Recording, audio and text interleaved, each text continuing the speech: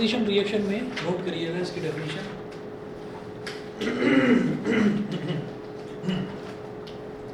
Those reactions in which a compound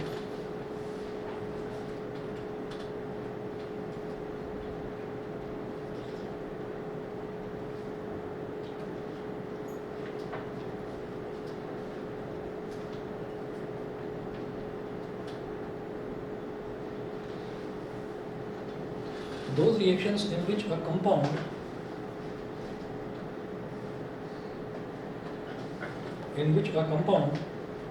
splits up into two or more, in which a compound splits up into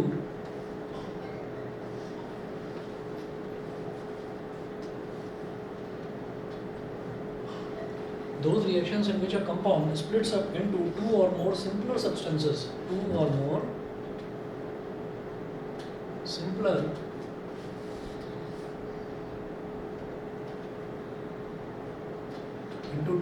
simpler substances are known as decomposition reactions.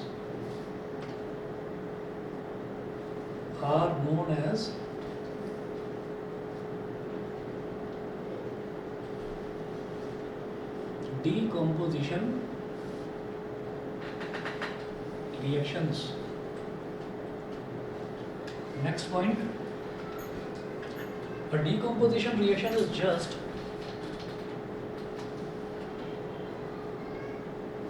a decomposition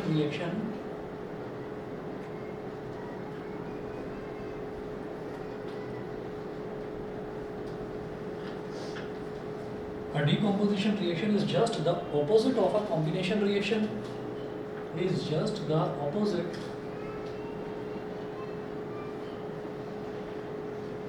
of a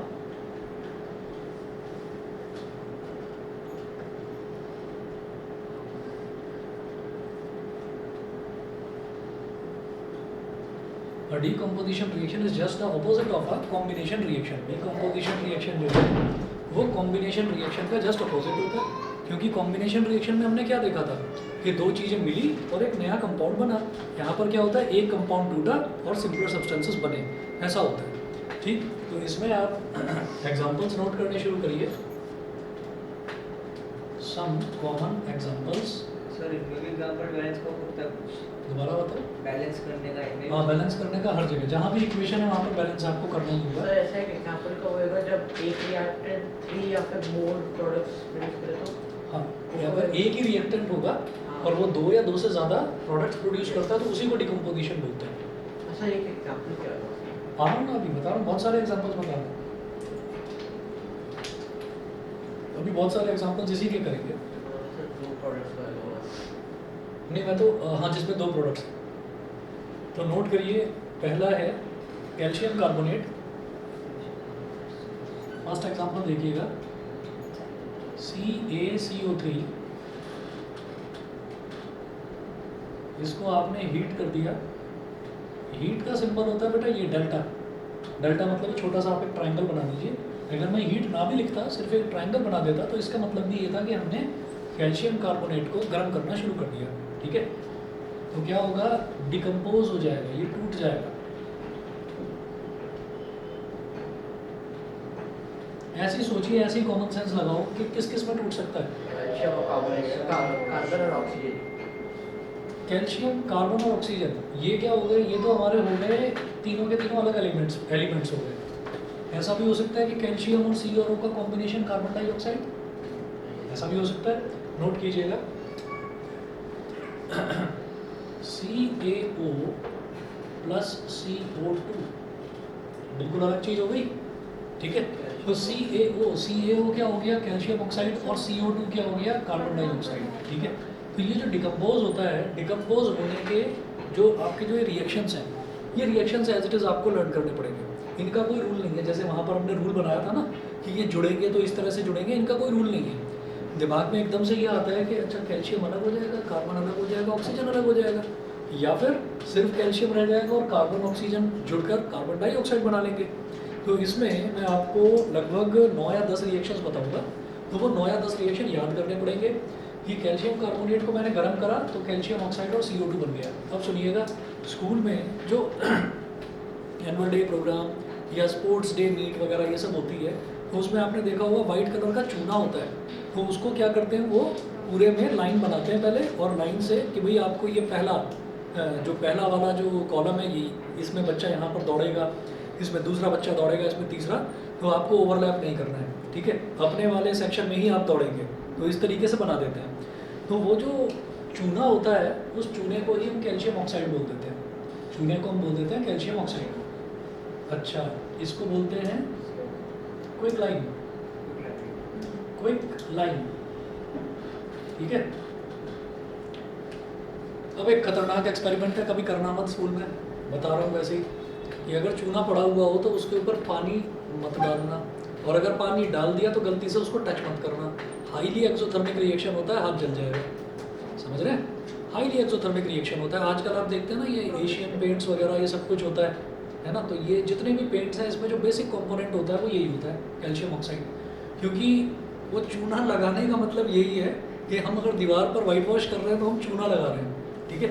तो यहाँ पर जो चूना लगाने का मतलब क्या है कि हमने क्विक लाइन, जिसको हिंदी में चूना बोलते हैं, इसको हम क्या करते हैं कि पहले क्या हुआ करता था, पहले के टाइम में ऐसा नहीं होता था कि कोई प्रोफेशनल पेंटर को बुला रहा है और अपने घर में वाइट वॉश करा रहा है, हम खुद भी कर लेते थे, ठीक है ना। ये मैं पुरानी बात बता रहा हूँ, 25-30 साल पुरानी, और मैंने खुद देखा है, मेरे चाचा कर लेते थे खुद ही, ठीक है, पापा कर देते थे, और हमें देखकर बड़ा मज़ा आता था कि पापा मैं भी करूँगा, मुझे भी पकड़ा दो एक ब्रश, ठीक है। वो कहते थे नहीं तुझे दूर रहना है, क्यों? क्योंकि उन्हें पता था कि ये गर्म है, अगर बच्चा इसको छुएगा तो जल जाएगा। तो वो क्या करते थे कि दीपावली आने वाली होती थी तो एक बड़ा सा कंटेनर होता था, और बहुत सारे ना पत्थर के जैसे टुकड़े मिलते थे वाइट कलर के, और किसी भी जनरल स्टोर पर मिल जाते थे, वहाँ जाकर बोल देते थे भैया 1 किलो 2 किलो चूना दे दो। दीपावली के आसपास सब लेते थे। उसमें होता क्या था, उस बड़ी सी बाल्टी होती थी, उसके अंदर पानी डाला, और पानी डालने के बाद उसके अंदर चूना डाल दिया, तो हम बच्चों के लिए वो फन हो जाता था। क्यों? उसके अंदर से ना बबल्स निकलते रहते थे, हम बड़े खुश होते थे कि नहीं इसको मेरे को फोड़ना है। पापा मम्मी कहते थे तेरे को फोड़ दूंगा मैं, तू इधर हो जा साइड में। तो रिएक्शन क्या होता है CO प्लस? हाँ, तो रिएक्शन क्या होता है क्विक लाइन प्लस वाटर? हाँ मैं बता रहा हूँ कि क्विक लाइन में जब हम वाटर को ऐड कर देते हैं तो वो क्या होता है, वो हाइड्रोलिसिस प्रोसेस होता है। लेकिन उसमें क्या है कि उसमें ना कॉम्बिनेशन होता है हाइड्रोलिसिस की वजह से। वहाँ पर कभी भी, जैसे हम ये कहते हैं हाइड्रोलिसिस तो तोड़ देता है चीज़ों को अलग अलग उसमें, लेकिन वहाँ तोड़ता नहीं है, वो जोड़ता है। तो यहाँ पर एक्सेप्शंस का कैल्शियम हाइड्रोक्साइड बनता है। तो अगर कभी कोई पान की दुकान पर आपने देखा हो कि पान वाला कोई पान लगा रहा है, तो वो पत्ता होता है बटर लीफ जिसको बोलते हैं, तो उसमें क्या करते हैं, उसके ऊपर वो एक छोटी सी स्पून लेता है, पतली सी होती है, और उससे ऐसे ऐसे करके वाइट कलर का जो चूना होता है उसी को फैलाता है। तो बेसिकली वो चूना क्या होता है, वो होता है कैल्शियम हाइड्रोक्साइड। ये जो क्विक लाइम है ना, इस क्विक लाइम में अगर पानी, क्या बोल रहे हैं, नहीं समझा नहीं। खा सकते हैं? हाँ हाँ हाँ एडिबल होता है बिल्कुल। तो अब कैसे होता है वो बताता हूँ, इससे चूना लगाते सुनिए तो सही। CaO प्लस H2O जब ये हुआ, ये क्या बन गया, CaOH होल ट्वाइस, ठीक है। तो कभी भी कोई पान वाला ऐसा नहीं करेगा कि CaO में H2O को डाला और डालते उसको पान में डालकर खिला दिया, सामने वाले का मुंह जल जाएगा उसका, ठीक है। तो जो वाइट वॉश भी हुआ करता था उसमें भी क्या करते थे कि ओवर द नाइट उसको भिगो देते थे उसके अंदर, चूने को उसके अंदर डाल दिया, पूरा का पूरा चूना जो है वो उसके अंदर धीरे धीरे डिजॉल्व होता रहता था, और रात भर बबल्स की आवाज़ें आती रहती थी, डुम बुम बुम बुम, ऐसी आवाज़ें आती रहती थी। और सुबह तक उठकर जब देखते थे तो वो आवाज़ें आनी बंद हो जाती थी। वो बंद तब हो जाती थी जब वो प्रोसेस पूरा कंप्लीट हो गया। अब उसमें क्विक लाइम नाम की कोई चीज़ बची नहीं है, पूरा वाटर में वो डिजॉल्व हो चुका है उसका एक एक पार्टिकल। तो अब वो CaO ना रहकर अब वो CaOH होल ट्वाइस हो गया। CaOH होल ट्वाइस बिल्कुल भी हार्मफुल नहीं है, उसके अंदर पूरा हाथ आराम से घुमा सकते हैं, उसमें फिर कोई जलन नहीं होगी, ठीक है। लेकिन ये खतरनाक है, ठीक। तो ये एक रिएक्शन है जो कि लंबा रिएक्शन है, टाइम लेता है। तो फिर उसके बाद क्या होता था, वो वाइट कलर का एक पेस्ट तैयार हो जाता था। उस पेस्ट को ऐसे ऐसे घुमाते थे, घुमाने के बाद ब्रश उसके अंदर डुबाया और कर दिया, हो गया, बहुत बढ़िया वाइट पेंट होता था, ठीक। हाँ, फिर धीरे धीरे जो है अब और बहुत सारी चीज़ें आ गई हैं, लेकिन बेसिक जो कंपोनेंट होता है किसी भी डिस्टेम्पर में, डिस्टेम्पर बोलते हैं उसको पेंट को, किसी भी डिस्टेम्पर में बेसिक कंपोनेंट यही होता है, कैल्शियम ऑक्साइड आज भी है। बिना इसके पॉसिबल नहीं है कोई पेंट बनाना, ठीक। क्योंकि इसकी एक बहुत खास बात क्या होती है ये जो है इसकी एक स्टिकी प्रॉपर्टी होती है, इसको आप फैला देते हैं तो ये स्टिक कर जाता है, चिपक जाता है। तो वॉल पर जब ये स्टिक कर जाएगा तो इसलिए लोग इसी को यूज़ करते हैं। चलिए जी, अब मैंने कहा कैल्शियम कार्बोनेट जो है, अच्छा कैल्शियम कार्बोनेट क्या है यहीं पर लिखो।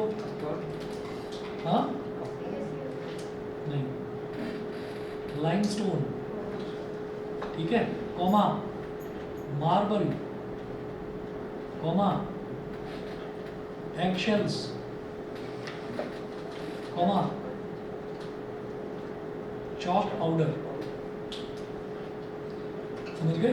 तो लाइमस्टोन हो गया, मार्बल हो गया, एगशेल्स हो गया, चॉक पाउडर हो गया, ये सब के सब कैल्शियम कार्बोनेट के बने हुए हैं। ठीक है, तो हम जो है जो एगशेल्स समझ रहे हैं, अंडे का बिल्कुल ऊपर वाला जो होता है, बहुत हार्ड वाला जो पोर्शन होता है, उस हार्ड वाले पोर्शन को इकट्ठा कर लिया जाए, इकट्ठा करके उसका पाउडर बना लिया जाए, उस पाउडर को किसी कंटेनर में डाल के गर्म कर दिया जाए तो चूना मिल जाएगा, कैल्शियम ऑक्साइड मिल जाएगा। साथ में कार्बन डाइऑक्साइड ये नहीं मिलेगी। क्यों नहीं मिलेगी? ये तो गैस है, ये तो गैस है। तो आप अनकंट्रोल्ड रिएक्शन करें कि आप कार्बन डाइऑक्साइड को इवेपोरेट होने दें। क्लोज कंटेनर में मत करना है इस काम को। ओपन कंटेनर में अगर गर्म करेंगे कैल्शियम कार्बोनेट को तो कार्बन डाइऑक्साइड प्रोड्यूस होगी, लेकिन एटमॉस्फेयर में जो है डिसॉल्व हो जाएगी क्योंकि गैस है ये। ठीक, तो कैल्शियम ऑक्साइड यानी कि क्विकलाइन घर में भी बनाया जा सकता है। ठीक है, और इसी तरीके से लाइमस्टोन, मार्बल। ये लाइमस्टोन क्या होता है? लाइमस्टोन भी चूने का जो पत्थर होता है उसी को बोलते हैं। और जो मार्बल है, मार्बल वही जो घरों में लगाते हैं ना, जिसकी ये टाइल्स वगैरह बनती हैं, तो ये भी सब किसकी बनती है? कैल्शियम कार्बोनेट की। और जो स्कूल में टीचर अगर ब्लैक बोर्ड अभी अगर स्कूल में है तो वहाँ पर जो वो वाइट कलर की जो चौक से लिखते हैं, that Chowk is also made up of calcium carbonate. तो हाँ जी बताइए। सर इक्वेशन में वो जो एलिमेंट है किस फॉर्म में है, तो ये भी लिखना होगा? नहीं सर सॉलिड, लिक्विड या फिर गैस? वो अभी मत लिखो, धीरे धीरे जब ये वाला चैप्टर हमारा होगा, फिर मेटल नॉन मेटल वाला चैप्टर होगा ना, फिर आप धीरे धीरे आपको समझ में आना शुरू होगा कि मुझे कहाँ सॉलिड लिखना है, कहाँ लिक्विड लिखना है, कहाँ गैस लिखना है। तो अभी के लिए वो चीज़ मैं आपको बता नहीं रहा हूँ, लिखेंगे लेकिन अभी नहीं। ठीक है, okay sir. Sir but school में स्कूल में बताया होगा, स्कूल स्कूल में बताया होगा। मैं उसी चीज़ को बता रहा हूँ कि अभी से अगर मैं वो सारी चीज़ें बताऊँगा ना, तो आपके लिए अभी से उन चीज़ों को याद करना टफ हो जाएगा। हम स्टेप बाय स्टेप चल रहे हैं। पहले हम ये देखेंगे कि हमारे पास रिएक्शंस हैं कितनी। तो हमारे पास हर एक टाइप की जो रिएक्शन है वो, मतलब जैसे कॉम्बिनेशन देखा, तो कॉम्बिनेशन में आपने देखा होगा मैंने 10 एग्जांपल दिए थे, वो 10 रिएक्शन है, बस वो करनी है। उसके बाद डिकम्पोजिशन में भी 10 बताऊंगा, वो 10 करनी है। तो जब हमारे पास ये 10-10 रिएक्शंस का एक चार्ट तैयार हो जाएगा, नोट्स कंप्लीट हो जाएंगे, फिर मैं आपको बता दूंगा कि कौन सा सॉलिड, कौन सा लिक्विड, कौन सा सॉलिड, कौन सा लिक्विड, और वो आप समझते चले जाएंगे। कुछ चीज़ें बहुत कॉमन है, जैसे कार्बन डाइऑक्साइड, मैं जानता हूँ ये कार्बन डाइऑक्साइड जो है ये हमेशा लिक्विड फॉर्म, गैसियस फॉर्म में ही होता है। हाइड्रोजन, कभी आपने देखा भैया हाइड्रोजन दे दो जरा, कोई हाइड्रोजन ऐसे हाथ में थोड़ी देगा आपको, क्योंकि हाइड्रोजन हमेशा गैस होती है, नाइट्रोजन भी गैस, ऑक्सीजन भी गैस। तो जो गैस हैं उनके आगे हमको क्या लिखना होता है? उनके आगे हमको जी लिख देना होता है ब्रैकेट में छोटा सा, कैल्शियम ऑक्साइड क्विकलाइन।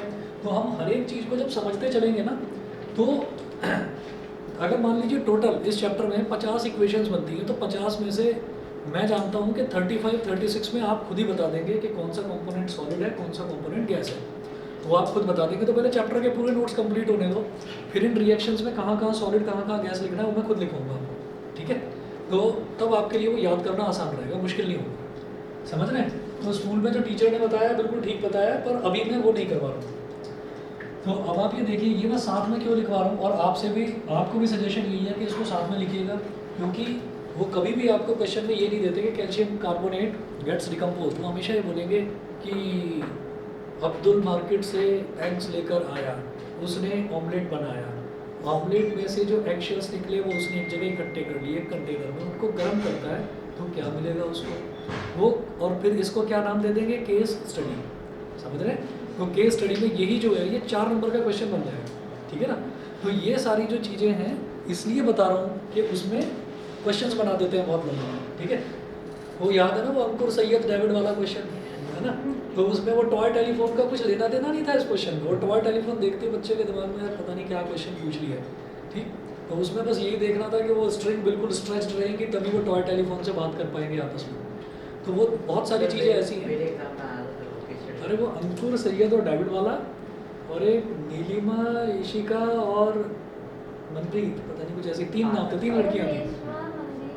हाँ हाँ हाँ, रेशमा मंदिर पर सबका इसने पढ़ाई ढंग से करी है, ठीक है। सर तो उसके ये लिए वाला 4 मार्क्स ले ली, 36 आए थे। वो आता जरूर है, हाँ, वो आता जरूर है क्वेश्चन।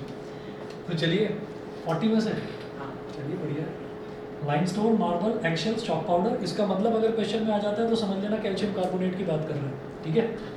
और ये आपका क्या हो गया, क्विक लाइम हो गया, इसको चूना बोलते हैं। और ये कार्बन डाइऑक्साइड तो गैस होती है। अब इसको बैलेंस आप अपने आप करेंगे। अगला एग्जाम्पल देखते हैं। हर एग्जाम्पल में हम याद नहीं करेंगे रिएक्शन, पहले हम खुद से एक बार कोशिश करेंगे कि क्या हो सकता है, वो टूट कर क्या आ सकता है, ठीक है। तो जरा देखते हैं पहले हमारा अगला जो है, अगला है KClO3।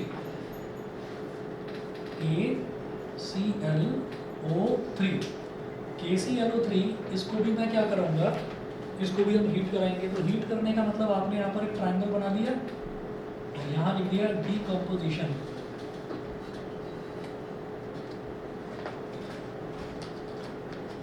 सर अदर नेम क्या है इसका KClO3 का? Potassium chloride, potassium chloride. अच्छा, हर किसी का अदर नेम नहीं होगा, हर किसी का नहीं होता। जैसे मान लीजिए NaCl है, सोडियम क्लोराइड, उसको हम कॉमन सॉल्ट बोल देते हैं। ऐसे ही बेकिंग सोडा, बेकिंग पाउडर, वो भी आता रहेगा। तो जहाँ जहाँ वो इंपॉर्टेंट चीज़ें आएंगी वो मैं बताऊंगा, उसको बोलते हैं कॉमन नेम, उसको बोलते हैं कॉमन नेम। हाँ,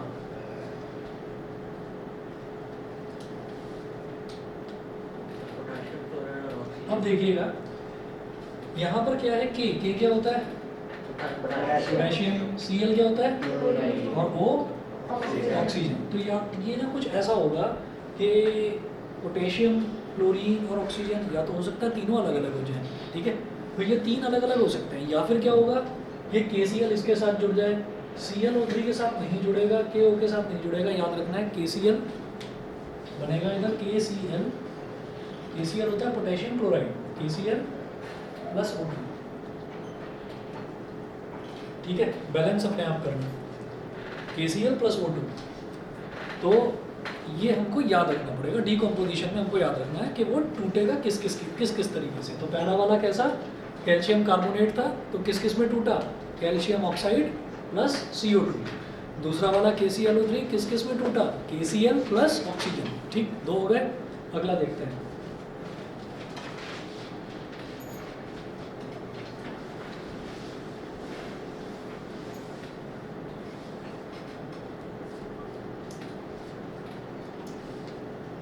चलिए जी, अगला देखते हैं। थर्ड एग्जांपल है FeSO4।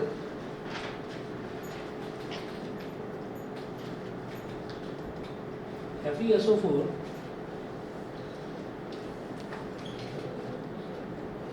इसको हीट करा, तो हीट करने से क्या बन रहा है, Fe2O3 plus SO2 plus SO3।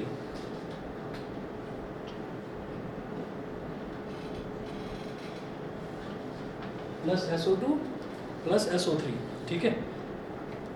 इनके नाम देख लीजिए। Fe2O3, ये यहाँ से कुछ समझ में आ रहा है, Fe2O3 का मतलब क्या हुआ, आयरन ऑक्साइड ही होगा, फेरस ऑक्साइड ही होगा, या कुछ और होगा, फेरिक ऑक्साइड।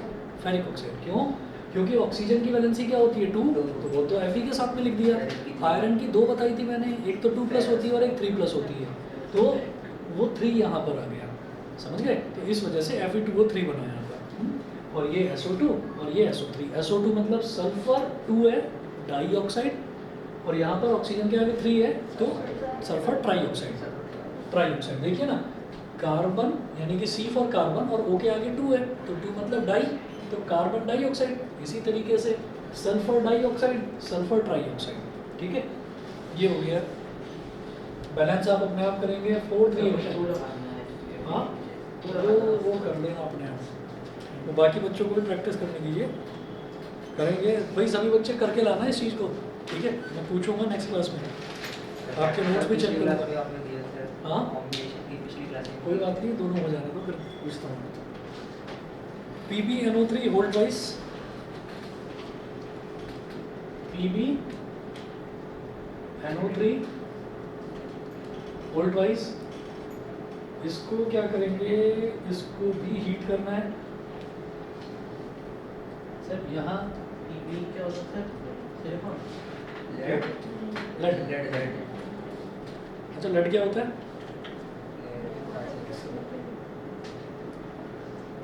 क्या होता है? एलिमेंट होता था एलिमेंट तो होता ही है। नहीं मैं वैसे ही पूछ रहा हूँ लेड होता है क्या? देखा है क्या कभी लेड? जो पेंसिल में होता है। और बताइए ग्रेफाइट। तो फिर लेड क्या होता है? पेंसिल वाला तो ग्रेफाइट होता है ना? तो फिर लेड क्या होता है? अरे जहर की तरह भी यूज करते हैं क्या?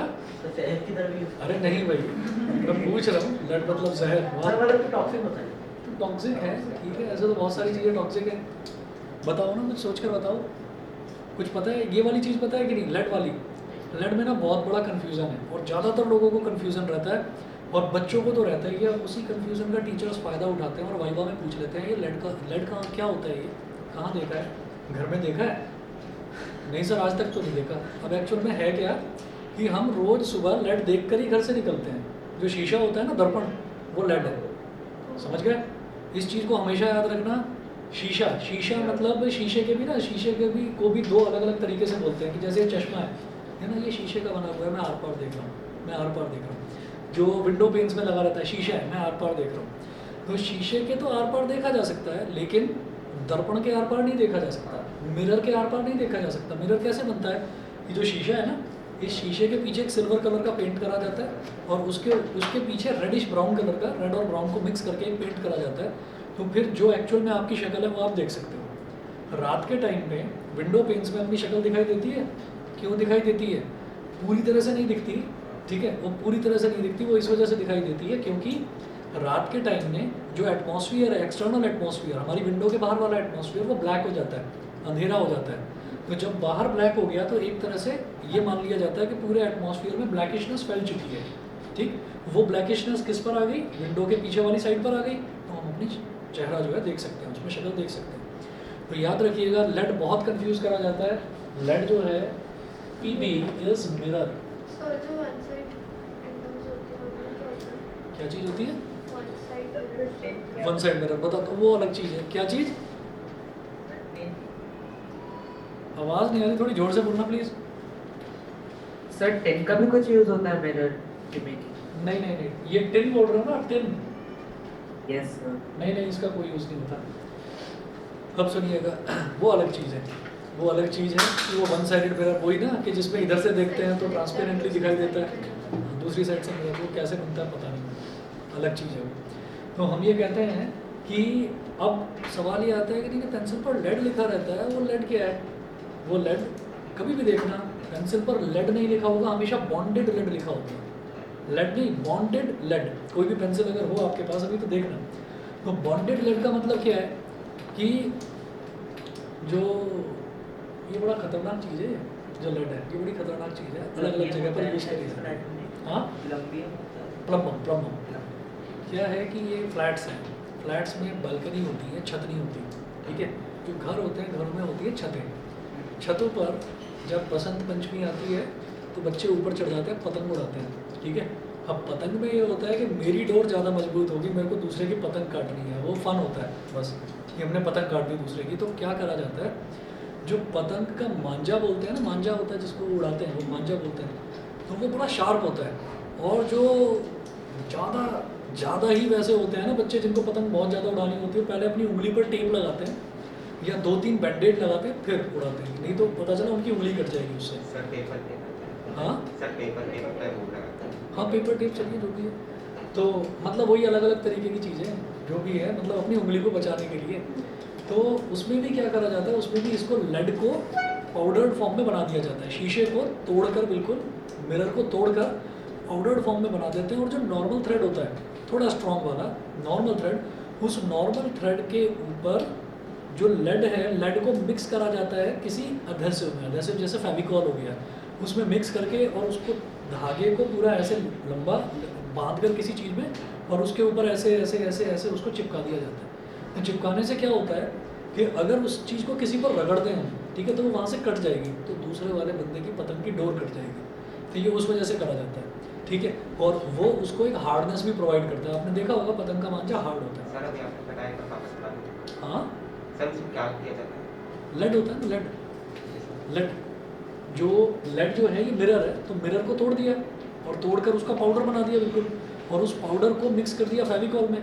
फेविकॉल में मिक्स करने के बाद में धागे के ऊपर आपने उसको ऐसे ऐसे ऐसे ऐसे लगाते चले गए, तो वो उसके ऊपर चिपकता चला जाता है, ये होता है। तो वो हार्मफुल होता है, कहीं भी अगर लग जाए तो कट जाता है वहाँ से।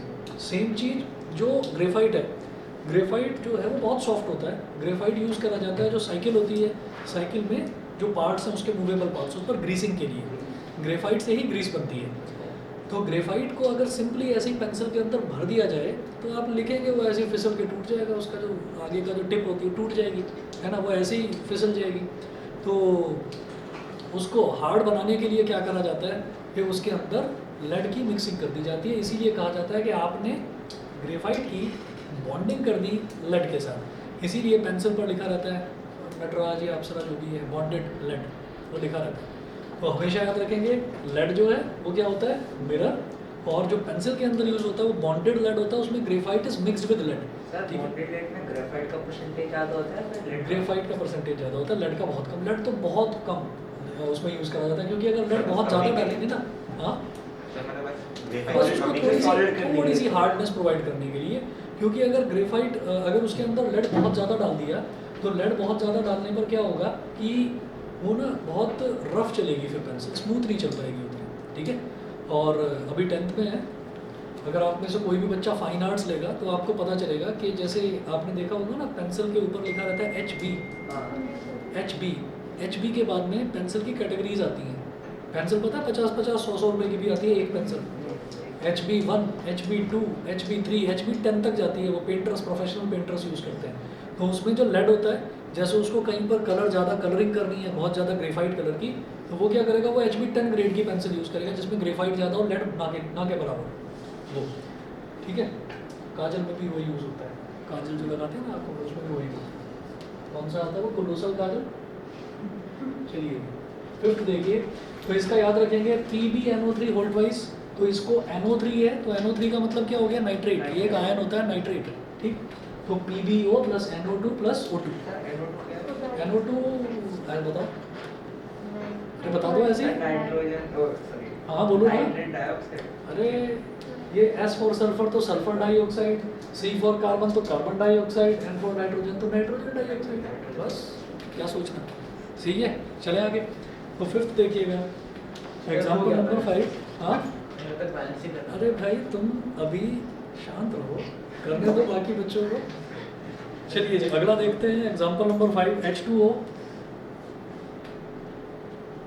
तो H2O में आप लिखेंगे यहाँ पर इलेक्ट्रिसिटी। इलेक्ट्रिसिटी, सर वो साइन नहीं है इलेक्ट्रिसिटी का? इलेक्ट्रिसिटी का साइन है, ठीक है।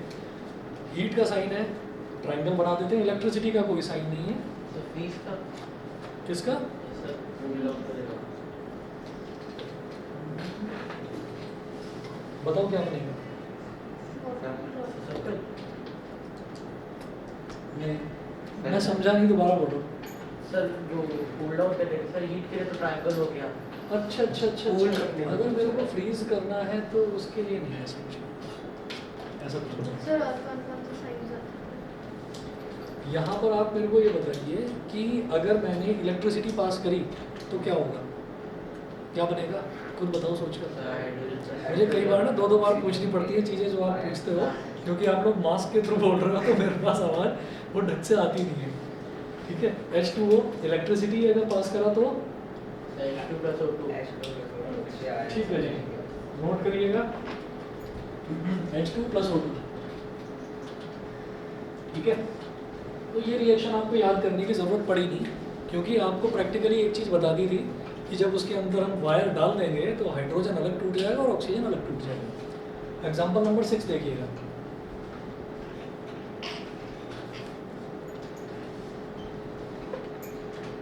NaCl,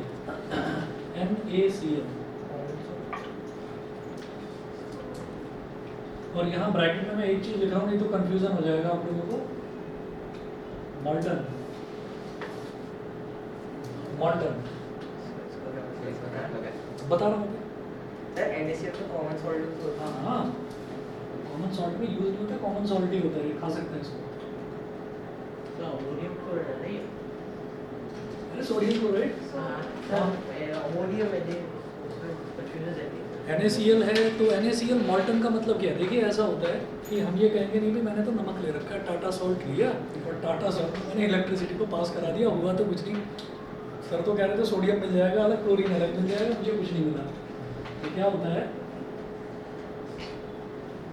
सोडियम अलग हो गया, क्लोरीन अकेला नहीं आएगा, कभी भी Cl2 हाँ, Cl2। तो देखिएगा कि मॉल्टन का मतलब ये है कि हम ना कभी भी किसी चीज़ को अगर गर्म करना शुरू करते हैं, करते जाओ करते जाओ करते जाओ, जब उसको गर्म करते हो तो उसका ना उसकी फॉर्म जो है वो चेंज होनी शुरू होती है। अच्छा, नॉर्मल शुगर को किसी ने गर्म करके देखा है? Yes, sir. शुगर, सिर्फ शुगर को कह रहा हूँ, ड्राई शुगर को सिर्फ कैरमल बनाने के लिए करते हैं। करा है कि नहीं? तो पहले brown ठीक हो है। जाता है वो। मैंने एक बार करा था तो मैं आज तक भूलता नहीं हूँ। फिर उसके बाद मेरे साथ क्या हुआ था, ठीक है ना, मैंने एक बर्तन खराब कर दिया था घर में, सर मेरे से भी हुआ। क्योंकि टीचर ने बता दिया था और टीचर ने ये भी बोला था कि बेटा घर पर मत कर लेना ये, लेकिन दिमाग में तो था कि नहीं अब तो जरूर करके देखूंगा, मना करा है तो जरूर करके देखेंगे। वो करके देखा तो वो बन गया, वो पूरे में फैल गया। चीनी डाल दी थी मैंने 4-5 चम्मच उसमें डाल दी, वो पूरे फ्राइंग पैन में फैल गया और वो पूरा जैसे गुड़ होता है, गुड़ जैसी उसमें स्मेल आने लगी। ठीक है ना, अब मम्मी से बचने के लिए मैंने कहा मम्मी आज मैंने घर में गुड़ बनाया है। मैंने देख लिया, तो आज तेरा गुड़ बनाती हूँ, तो क्या करा तूने? तो फिर उसके बाद तो प्रसाद मिलता ही है, मुझे प्रसाद मिल गया बर्तन। लेकिन फिर वो ख़राब हो गया, उसको काफ़ी छुड़ाने की कोशिश करी लेकिन फिर वो छूटा नहीं, काला और हो गया। ठीक है, तो जहाँ ये बड़ी बड़ी शुगर मिल्स होती हैं, शुगर मिल में अलग हाई क्वालिटी स्टील यूज़ होती है, ऐसे नहीं जो हम घरों में यूज़ कर रहे हैं, वो चीज़ यूज़ नहीं होती। वो नॉनस्टिक पैन पे ट्राई कर सकते हैं। पता नहीं, नॉन स्टिक नहीं था वो, जो मैंने जिस पर करा था वो तो शायद एल्यूमिनियम का था। सही, इसके अंदर मोल्डेड का मतलब कि ये सॉल्ट वो है, लिक्विड फॉर्म में। हाँ, मैं यही समझाना चाह रहा हूँ कि NaCl ऐसे ही, अब ये पूरा मैंने इंसिडेंट बता दिया ना मेरे साथ क्या हुआ, तो उस चीज़ को याद रखना कि आपके साथ भी वो काम ना हो जाए। जो नमक है, नमक को किसी कंटेनर पे लेकर और नमक को गर्म करना शुरू करा, करते जाओ करते जाओ करते जाओ करते जाओ, ठीक है, तो एक लेवल ऑफ टेम्परेचर पर जाकर नमक भी पिघलना शुरू होता है। ठीक है, उसको हम बोल देते हैं मॉल्टन सोडियम क्लोराइड। अब आप सोचें कि नहीं भाई मैं तो पिघलाऊंगा, मैं तो करके देखूंगा, आप उस टेम्परेचर तक पहुंच ही नहीं सकते, तो वही क्या गैस है। तो इसका मेल्टिंग पॉइंट क्या है? मेल्टिंग पॉइंट मेरे को पता नहीं, लेकिन मॉल्टन फॉर्म में ही आ जाता है पर्टिकुलर टेम्परेचर पर पहुंचने के बाद। फॉर एग्जांपल आयरन के बारे में कहा जाता है ना कि आयरन को गर्म करेंगे तो वो पिघलेगा। आयरन पिघलता है गर्म होने के बाद में, तो वो 3500 डिग्री सेल्सियस पर पिघलता है। उस टेम्परेचर को मैं घर पर तो अचीव कर ही नहीं सकता ना, तो हम घर पर अगर लेकर भी एक आयरन की रॉड को गैस के ऊपर लेकर खड़े भी हो जाए, पिघलेगा ही नहीं। उल्टा हीट कंडक्शन और होता है, पकड़ना और मुश्किल हो जाएगा उसको।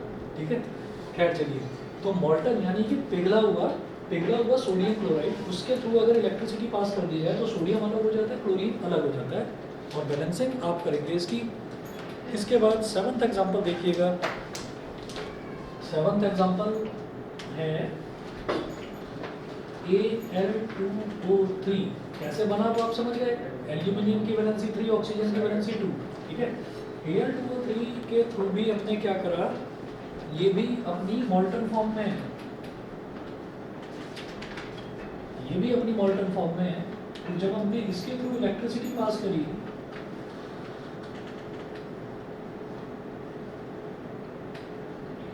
इसमें तो कुछ ऑप्शन बचता ही नहीं है ना इसके पास, एल्यूमिनियम है और ऑक्सीजन है, मतलब दो ही एलिमेंट्स हैं। सर ये एल्यूमिनियम ट्राइऑक्साइड है। ये एल्यूमिनियम ट्राइऑक्साइड है। ठीक है, अच्छा, अब लेकिन एल्यूमिनियम का जो ऑक्साइड है ना वो बनता ही एक है, वो बस Al2O3 बनता है, तो इसलिए इसको एल्यूमिनियम ऑक्साइड ही बोल देते हैं। फॉर एग्जांपल सल्फर के दो ऑक्साइड्स बनते हैं, SO2 और SO3, तो ये डाइऑक्साइड हो गया, ये ट्राइऑक्साइड हो गया। कार्बन को भी हम कार्बन डाइऑक्साइड क्यों बोलते हैं, क्योंकि CO2 बनता है और एक बनता है CO, कार्बन मोनोऑक्साइड, तो इसलिए हम मोनो और डाई, यहाँ पर डाई और ट्राई आ गया है, ये ट्राइऑक्साइड 100% ठीक हो तुम, लेकिन इसका बनता ही ये, इसका एक ही ऑक्साइड बनता है, तो इसलिए एल्यूमिनियम ऑक्साइड भी बोल देते हैं। एल्यूमिनियम ऑक्साइड भी ठीक है, एल्यूमिनियम ट्राइऑक्साइड भी ठीक है। तो क्या बनेगा, क्या बन सकता है, Al+O2, Al+O2। ठीक है, उसके बाद देखिएगा एग्जाम्पल 7 के बाद में एग्जाम्पल नंबर 8। तो बेटा ये जो थे ना, ये तीनों रिएक्शन, ये थे इलेक्ट्रोलिसिस वाले, और ये जो शुरुआत के 4 थे रिएक्शन, ये थे हमारे, इनको ना थर्मल डिकम्पोजिशन बोलते हैं। Thermal is something which is related to heat. ठीक है, तो अगर हीट करके वो टूटता है तो उसको बोलते हैं थर्मली डिकम्पोज हो गया, ये थर्मल डिकम्पोजिशन। ठीक है, जैसे लकड़ी का जलना, लकड़ी है और अभी होली हुई थी तो देखा होगा ना लकड़ी जली थी, तो लकड़ी का जो जलना है वो भी क्या है, वो थर्मल डिकम्पोजिशन है।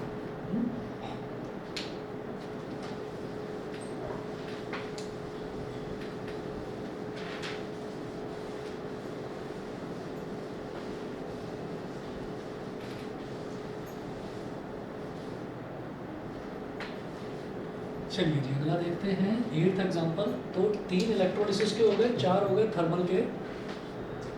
अगला एग्जाम्पल देखते हैं, एग्जाम्पल नंबर 8। एग्जाम्पल 8 जो है ये है AgCl। Ag क्या होता है, सिल्वर। AgCl ये हो गया सिल्वर क्लोराइड, ठीक है। सिल्वर क्लोराइड को हमको क्या करना है, सिर्फ लाइट पास करनी है, सिर्फ लाइट। अच्छा जब भी कभी लाइट की बात करी जाती है ना, तो वो नॉर्मल लाइट की बात नहीं करी जाती है, अल्ट्रावायलेट लाइट की बात करी जाती है। अल्ट्रावायलेट लाइट यानी कि आप सनलाइट में रखोगे आपको मिल जाएगी। दोपहर में 12 बजे से 2 बजे के बीच में अल्ट्रावायलेट ही रेज निकलती है, ठीक है। तो अल्ट्रावायलेट लाइट मिल जाती है सनलाइट से ही, ठीक। तो AgCl इसलिए ना 12 बजे से पहले पहले ही पौधों में पानी डालने के लिए बोला जाता है। 12 बजे से पहले पहले डाल दो, या 12 से 2 के बीच में डालोगे तो भी सही है। 12 से पहले डालोगे तो 12 बजे जब धूप निकलती है तो वो जो 2 घंटे होते हैं उस 2 घंटों में मस्त उनको खाना मिलता है। पूरा 2 घंटे का टाइम मिलता है, 2 घंटे खूब बढ़िया तरीके से फोटोसिंथेसिस और पौधा एकदम खिलखिला उठता है, समझ गए। तो वो टाइम सबसे अच्छा होता है अल्ट्रावायलेट लाइट रेज का।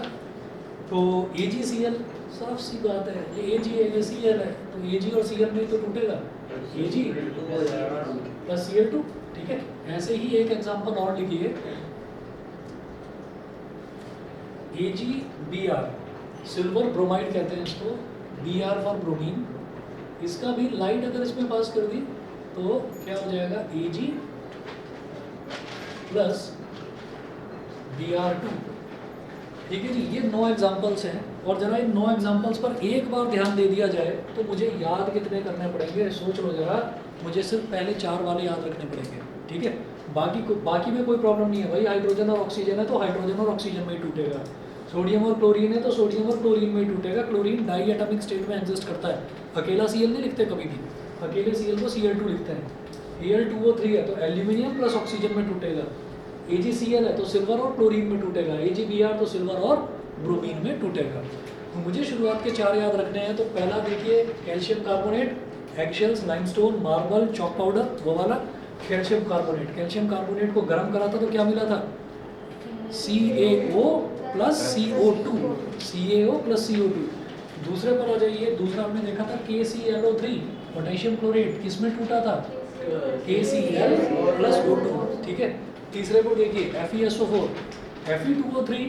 हमेशा याद रखें कि जब आयरन ऑक्साइड बनेगा तो उसमें फेरिक ही यूज़ होता है, उसके अलावा कुछ भी। मान लीजिए आयरन क्लोराइड बन रहा है तो हम FeCl2 लेते हैं।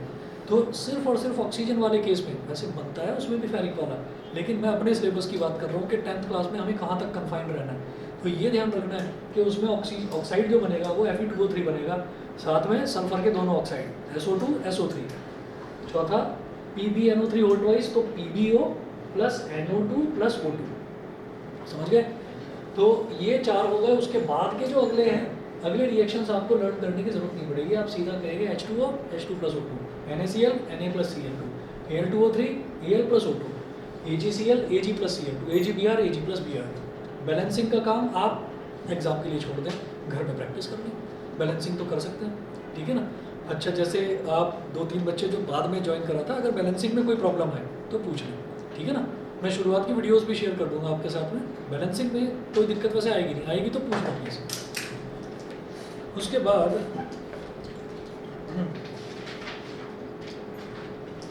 क्वेश्चन नंबर 1 लिखेंगे।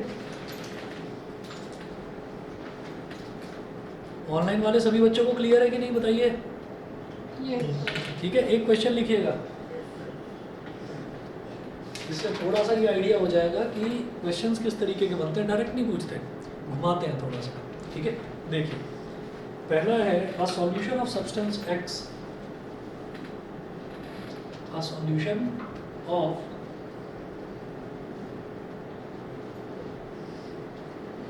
Solution of substance capital X is used for is used for white washing. अब समझ में तो आ गया कि रिएक्शन कौन सा है? पहले वाला रिएक्शन है. A solution of substance X used for white washing. First है name the substance X and write its formula. अब एकदम से ना जब कोई चीज़ हमें आती है तो हम एकदम से ना बेचैनी में कोई काम जल्दी से नहीं करेंगे हड़बड़ा कर, ये तो हो गया मेरे को आता है, क्योंकि इसमें बहुत बच्चे घूमते हैं. अभी मैं बताऊंगा इसमें आप घूमेंगे. फर्स्ट है name the substance capital X and right it's formula. Name the substance. तो पहले लगा CH3 अरे तो घूमने को तैयार हो? ऐसा नहीं है CH3 नहीं आएगा. रुक जाओ CO भाई. आएगा. रुको. Name the substance capital X and write its formula. ठीक है, जरा सेकंड पार्ट पर भी नजर डाल लीजिए. सेकंड पार्ट क्या है इसका? सेकंड पार्ट में right the reaction of substance X with water. Right the reaction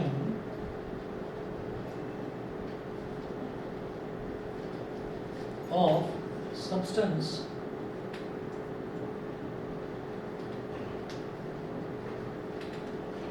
X with water. दो चीज़ें होती हैं दुनिया में, हम अलग अलग तरीके से चीज़ों को क्लासीफाई कर सकते हैं. अब हम ये कहते हैं कि हमने मिलाकर कोई मिक्सचर तैयार करा. कोई भी मिक्सचर क्या है? मैंने सॉल्ट ले लिया, मैंने सैंड ले लिया, दोनों को डाल दिया एक जगह, ऐसे ही हाथ से घुमा दिया, मिक्सचर तैयार हो गया. कंपाउंड नहीं है वो मिक्सचर है. मैंने सॉल्ट लिया, एक होता है सॉल्वेंट और एक होता है सॉल्यूट और सॉल्वेंट. सॉल्वेंट क्या है? जो अपने अंदर किसी को भी घुलने देता है. सॉल्यूट क्या होता है? जो किसी के अंदर घुलने की कोशिश करता है. ठीक है, तो हमने पानी लिया और पानी के अंदर 1 चम्मच नमक लिया और नमक को घोल दिया, खूब अच्छे से स्टिर कर दिया. तो अब वो क्या तैयार हो गया? उसको वाटर सॉल्यूशन तो कोई नहीं कहेगा, वाटर तो सॉल्वेंट था, है ना. उसको क्या कहा जाएगा? Salt solution. वो सॉल्ट का सॉल्यूशन है. समझ गए? इसी तरह से शुगर को लिया, पानी में घोल दिया, तो वो क्या कहलाएगा? शुगर का सॉल्यूशन. तो वही चीज़ लिखी है a solution of substance capital X. तो हमेशा समझ लेना वाटर यूनिवर्सल सॉल्वेंट है. तो अगर X का सॉल्यूशन तैयार करा जा रहा है, इसका मतलब X is getting added in water. तो X को हम वाटर में ऐड कर रहे हैं. ठीक है. A solution of substance X is used for white washing. तो X को जब H2O में ऐड करेंगे तो X का सॉल्यूशन बनेगा. वो X का सॉल्यूशन ही वाइट वॉशिंग में यूज होता है. तो बेटा ये जो X है ना, ये CaO है, क्विक लाइन. ठीक है, लिखिएगा, ये है क्विक लाइन.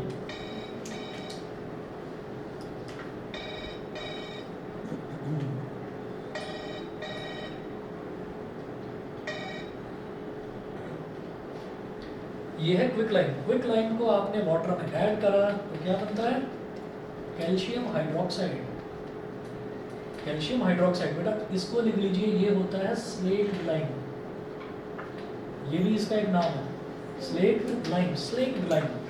स्लेक्ड का मतलब होता है, क्विक लाइन का मतलब तो चूना हो गया, और जो स्लेक्ड लाइन है, स्लेक्ड लाइन जो है ये आपका भीगा हुआ चूना हो गया. ठीक है, इसको भीगा हुआ चूना बोलते हैं, और इसको जो है सिर्फ चूना बोलते हैं. ठीक है, सर जो वाइट वॉशिंग करता है वो ये CaOH ऑक्साइड. याद करना, जो मैंने आपको एक कहानी सुनाई थी, वो कहानी हमेशा आपको हेल्प करेगी इस रिएक्शन में, कि रात में चूने को भिगो दिया जाता है और सुबह उठकर उसका सॉल्यूशन तैयार होता है. तो सुबह मेरे को क्या मिलेगा? ये मिलेगा. रात में मैंने क्या करा? मैं कैल्शियम ऑक्साइड मार्केट से लेकर आया और मैंने एक कंटेनर में पानी भरा, उसके अंदर उसको डाल दिया. उसके अंदर बुलबुले उड़ रहे हैं बहुत सारे. ठीक है, और बच्चों को उससे दूर रखा जाता है, नहीं तो जल जाएंगे. ठीक है, और रात भर उसमें पूरा रिएक्शन होता रहता है. सुबह उठकर देखते हैं तो सब कुछ शांत. अब उसमें कोई बबल्स नहीं है. अब उसके कंटेनर को भी छुएंगे तो वो गर्म नहीं है. ठीक है, तब हमको समझ में आ जाता है कि अब हमारा स्लेक्ड लाइन यानी कि कैल्शियम हाइड्रोक्साइड तैयार हो गया. अब उसको घोलो और लगा लो. सर रिएक्शन के बीच में अगर हाथ डालेंगे तो जल जाए. क्या? सर रिएक्शन के बीच में अगर हाथ डालेंगे तो जल जाए. भयंकर तरीके से. ठीक है, वो जो बबल्स उठते हैं ना, वो उसी में उठते हैं. कभी पानी को गर्म करके देखना कंटेनर में, तो बबल्स उठते हैं. ठीक है, तो वो बबल्स उठते ही इस वजह से हैं क्योंकि वो एक्सोथर्मिक रिएक्शन है, मतलब हीट प्रोड्यूसिंग रिएक्शन है. Second, right the reaction of substance X with water. Reaction हमने लिखी दी है. ठीक है, तो पहले का आंसर क्या है? Name the substance X. X क्या है? CaO. X है CaO. ठीक है, तो तो एकदम से वाइट वॉश, ओहो CaOH होल ट्वाइस लिख दिया, चलो जी 1 नंबर मेरे पक्के। आकर यार पेपर तो मेरा ठीक हुआ था, नंबर ठीक नहीं आते, पता नहीं क्या गड़बड़ है। तो जल्दी मत बचाना, समझ गए? तो ये CaO आएगा इसमें X में, और इसमें क्या आएगा, ये वाला आपका रिएक्शन। ये बड़ी बुरी बात है सर, CaCO3 को अगर आप डिकम्पोज करोगे CO प्लस H2 आएगा, लेकिन आप CaO प्लस H2 करोगे तो COH होल ट्वाइस आ जाएगा। हाँ तो ठीक है ना, ये बहुत बुरी बात है। कुदरत की लीला है, ठीक है। चलिए जी इतना करिए, और ये हमारा डिकम्पोजिशन कंप्लीट होता है यहाँ पर, ठीक। और इन दोनों के रिएक्शंस आपको बैलेंस करके लेकर आने हैं, परसों की क्लास में पक्का पूछूंगा, चेक करूँगा, करके लेकर आना काफी। सबका बैलेंस सबकी बैलेंसिंग, ठीक है, हाँ जी। ओके।